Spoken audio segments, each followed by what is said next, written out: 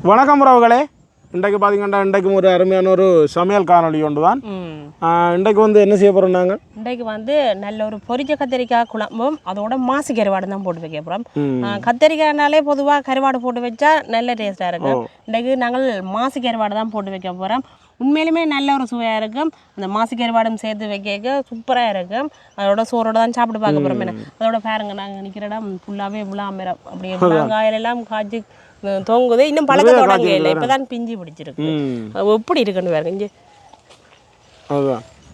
இப்போ இது காய் பருவத்தில் சாப்பிடக்கூடாது, சாப்பிடலாம், கயரும் சரியா நல்ல நியாயமான பிஞ்சு பிடிச்சிருக்கு. வேற நிறைஞ்ச பிஞ்சா இருக்கு. இதுவும் சில பேருக்கு ஒரு காலகட்டங்களில் விருப்பமாக இருக்கிறது இந்த விளாங்காய். என்ன மாங்காய் விளாங்காய் எல்லாம் நல்ல சத்து இருக்குது, நிறையவே அயன் இருக்குது விளாம்பழத்தில். கூடுதலாக விளாம்பழம் வந்து சின்னாக்களுக்கெல்லாம் கொடுக்கலாம். அப்படியே நாங்கள் கத்திரிக்காய் கறி வைக்க தொடங்குவோம். என்ன நாங்கள் சமைக்கிற இடத்தையே பார்த்து பிறகு எடுப்போம். என்ன இது அந்த சுள்ளி உரங்கள் எரியும்.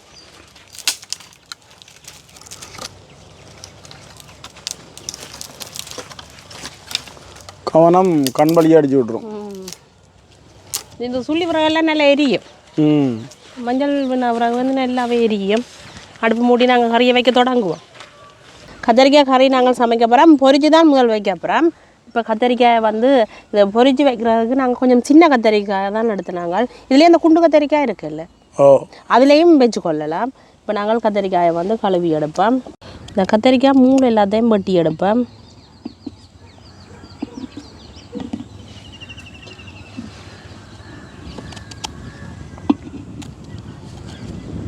நல்ல பிஞ்சு கத்திரிக்காய்ண்டா இந்த சத்தம் கேட்கும் பாருங்க.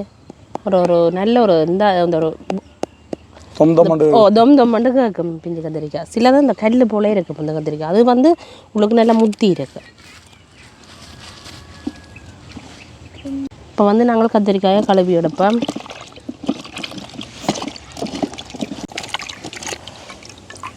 பொரிக்கிறபடியே அப்படியே முழு கத்திரிக்காயை நாங்கள் கழுவி எடுப்போம். தண்ணிக்காய் போடக்கூடா, ஏன்னாண்டா எண்ணெய் வந்து நிறைய குடிக்கும் பொரிக்க. இப்போ நாங்கள் கத்திரிக்காய் வந்து 4 பிளக்க போகிறோம். இப்படியே பிளந்து முதல் பார்க்க வேணும் பூச்சி இருக்காண்டு. பாருங்க, ஒரு பூச்சியும் இல்லை.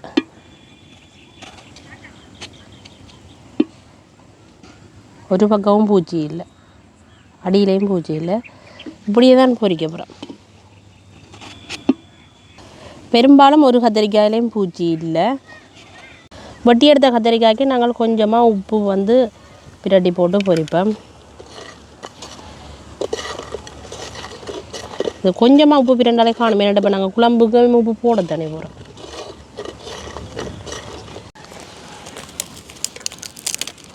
உண்மையிலுமே இந்த சின்ன சுழிவுறாக இருக்குது தானே, இது வந்து அடுப்பு மூட்டுறதுக்கு சுவா.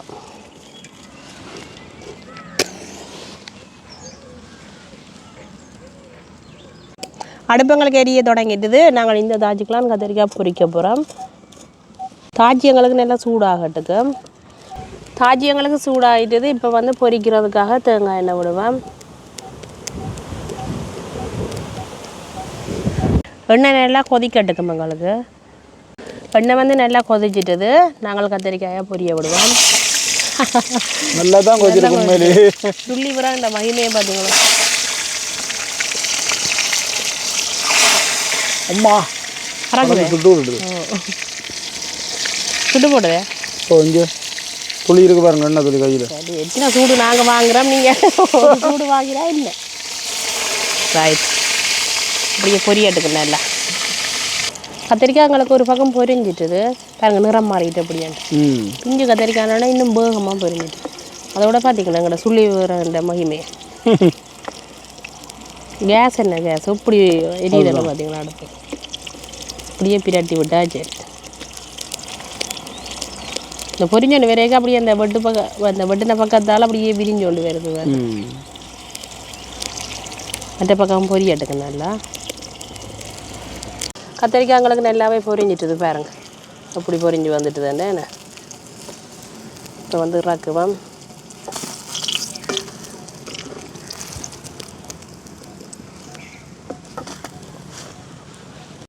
கத்திரிக்காய் நாங்கள் பொரிச்சு எடுத்துட்டோம். இப்போ கறி வைக்க தொடங்குவோம். நாங்கள் இந்த மண் சட்டிக்கான் இன்றைக்கி கத்திரிக்காய் கறி வைக்க போகிறோம். நல்லா சட்டி சூடாகட்டுக்கு. சட்டி நல்லா சூடாகிட்டுது. நாங்கள் வெங்காயம் பச்சை மிளகாய் தாளிக்கிறதுக்காக கொஞ்சமாக தேங்காய் எண்ணெய் விடுவோம். எண்ணெய் வந்து நல்லா கொதிச்சிட்டுது. நாங்கள் பெருஞ்சீரகம் கடுகு போடுவோம்.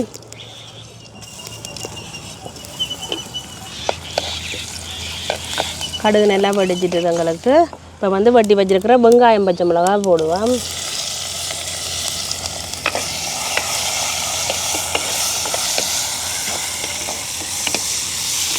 வெங்காயம் பச்சை மிளகாய் வதங்கட்டுக்கும் எங்களுக்கு. வெங்காயம் பச்சை மிளகாய் எங்களுக்கு வதங்கினது காணும். இப்போ வந்து நாங்கள் கழுவி வச்சிருக்கிற கருவேப்பமிலையை உருவி போடுவோம். அப்படியே நல்ல வடிவாக பிரட்டி விடுவோம்.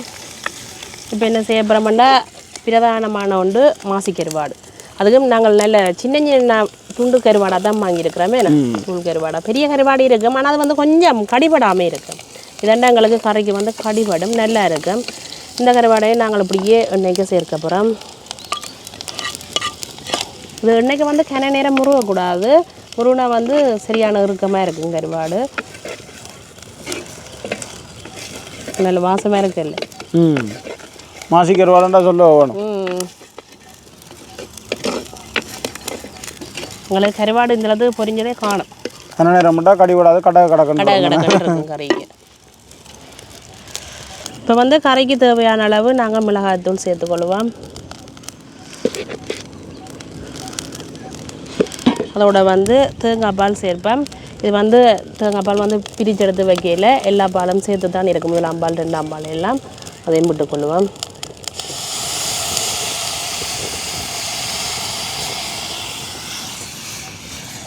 அப்படியே நல்ல வடிவாக நாங்கள் கலந்து விடுவோம். அதோட வந்து கறிக்கு தேவையான அளவு உப்பு சேர்ப்போம். கத்திரிக்காய்க்கு நாங்கள் கொஞ்சமாக உப்பு போட்டு பொரிச்சிருக்கிறபடியாக அளவாகவே போட்டுக்கொள்வோம். ஆனால் மாசி கருவாட்டில் உப்பு இல்லை தானே எங்களுக்கு. பெரும்பாலும் அதுக்கு உப்பு இல்லை என்றபடியாக கொஞ்சம் பயம் இல்லை, அளவாகவே போட்டுக்கொள்வோம். அதோட நாங்கள் பழப்புளி சேர்த்துக்கொள்வோம்.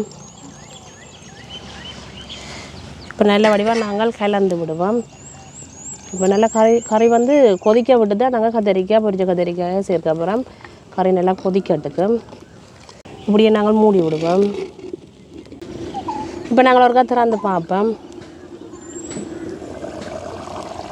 நல்லா கொதிச்சு கொண்டு இருக்குதுன்னு எப்படி இருக்குன்னு வேறு. இதெல்லாம் கருவாடு, வெங்காயம் கருவாடு எல்லாம் நல்லா சேர்ந்துருக்கு பாருங்க. அதுதானே நல்ல வாசமாக இருக்குது. இப்போ நாங்கள் பொரித்து வச்சுருக்கிற கத்திரிக்காயை இந்த குழம்புக்கு சேர்க்க போகிறோம்.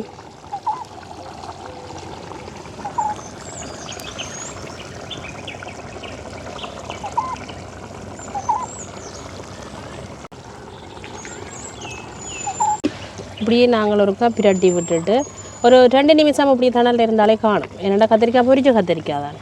அதோட குழம்பு மந்தங்களுக்கு நல்லா கொதிச்சிட்டுது.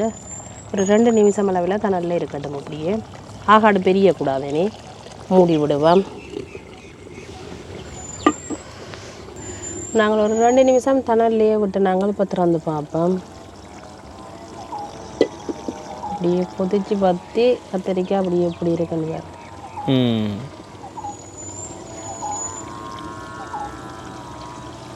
இப்படியே நாங்கள் இறக்கி போட்டு சுட்ட சுட சாப்பிடுவோமே.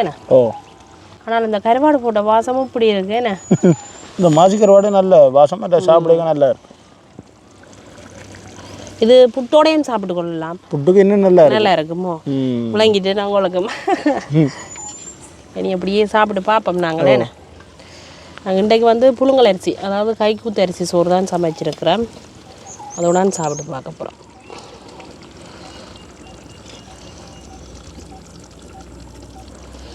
ஒரு கத்திரிக்காய் காணுமே. காணும். இதுக்கு எவ்வளோ கருவாடு தான் இருக்கு. ரைட், அப்படியே சாப்பிட்டு பார்ப்போம். இப்போ நாங்கள் சமைச்சு எடுத்துட்டோம்னா சாப்பிட்டு பார்க்க போகிறோம். மாசி கருவாடு, இதில் ஸ்பெஷலே மாசி கருவாடு தான். மற்றது நாங்கள் ஒரு அளவான கத்திரிக்காயை வந்து அப்படி முழுசாக தானே போட்டிருக்கோம். அப்போ ஒரு கத்திரிக்காய் காணும் ஒரு ஆளுக்கு. அந்த குருவிகள் எல்லாம் கத்துற சத்தம் கேட்குதா? முழுக்கவே குருவி சத்தம் தான் பின்னாலையா. குயில் கத்துது.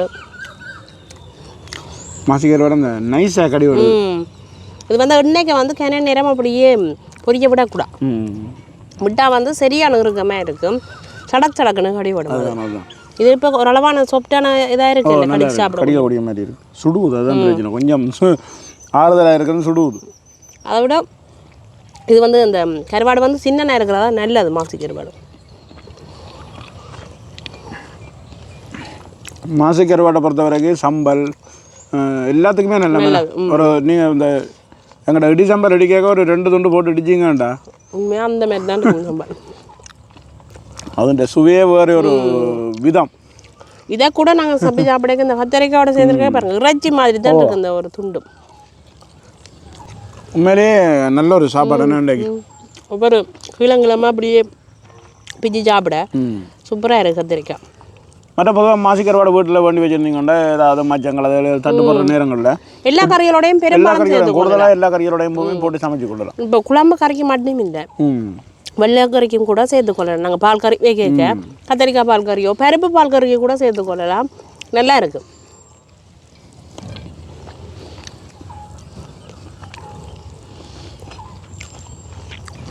அதோட இந்த புழுங்கலரிசி சோறும் கதை சொல்லவே வருகுது இல்லைண்ணே. உண்மையிலேயே பார்த்தீங்களென்றால் இன்றைக்கு ஒரு அருமையான ஒரு சாப்பாடு. நீங்களும் மாசிக்கருவாடு வண்டி இப்போ கத்திரிக்காய் கறி பொதுவாக இல்லை நெடுகவே வைக்கிறது தானே. அதோட நீங்கள் மாசிக்கருவாடு வண்டி சேர்த்து சமைச்சு பாருங்க, அந்தளவுக்கு ஒரு சுவையாக இருக்கும். அப்போ நாங்கள் இன்றைக்கு இதோட இந்த காணொலியை முடிச்சு கொள்வோம். இதோட இந்த காணொலியை முடிச்சு கொள்கிறோம். நன்றி, வணக்கம்.